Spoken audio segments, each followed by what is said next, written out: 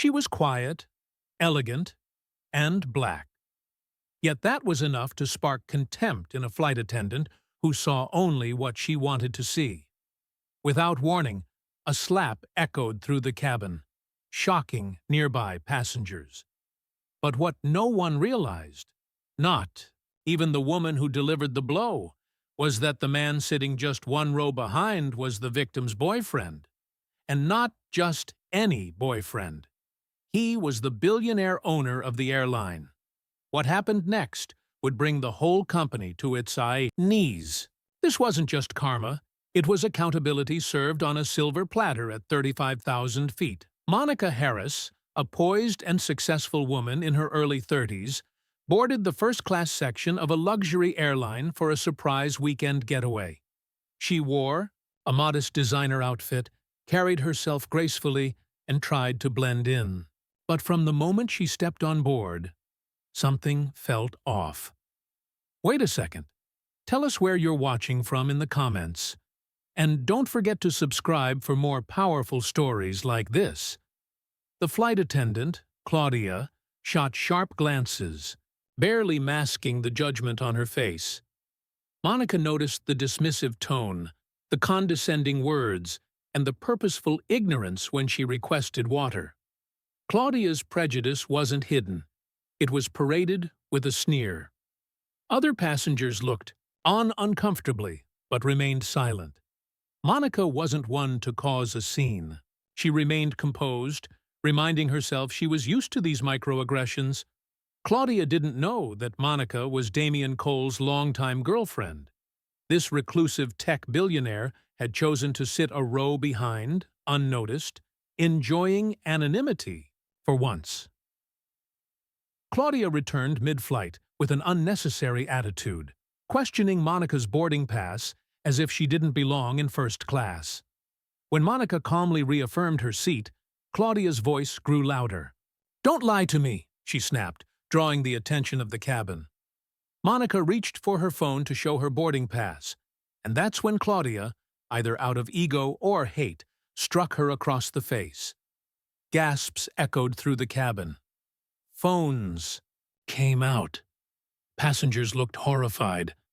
But before Monica could respond, a calm but commanding voice rose from the row behind. "Excuse me," Damien said, standing slowly. "Did you just put your hands on my fiancé?" Claudia turned, her face draining of color. Passengers began whispering. "Is that Damien Cole?" one muttered. "The billionaire?" And it was. The man who owned the very airline they were flying on. And he'd just witnessed everything. Damien walked forward, helping Monica to her feet and gently brushing the hair from her cheek. "Are you okay?" he asked softly. She nodded, still shaken. Then he turned to Claudia, who was frozen. "You will not speak. You will not explain. You will listen," he said coldly. He took out his phone and made one call. Just one. "This is Damien Cole. I want every available security officer waiting at the gate. There will be immediate terminations, and I want the head of HR and legal on standby." The entire plane fell silent. Passengers watched in awe as Claudia backed away, realizing the weight of what she had done. Not just an assault, not just racism. She had slapped the girlfriend of the airline's owner.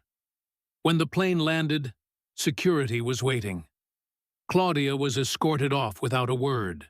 Passengers applauded as Monica and Damien exited together, hand in hand. News outlets picked up the story within hours, and the footage went viral. The airline issued a public apology, but Damien didn't stop there. He launched an internal investigation, uncovering systemic bias in training and staffing. Policies were rewritten. Employees were retrained. Careers were ended. And rightfully so. Initially hesitant to make it public, Monica stood beside Damien in a press conference. "This isn't just about me," she said. It's about every person who's been made to feel they don't belong, when in fact, they do. And that's how one moment of hate turned into a movement for change, led not by outrage alone, but by power, wielded with purpose. If you enjoyed this story and thought it provoking, don't forget to like, share, and subscribe for more powerful narratives. Let us know your thoughts in the comments. What would you have done in this situation? Your support helps bring more eye-opening stories to life. Take care.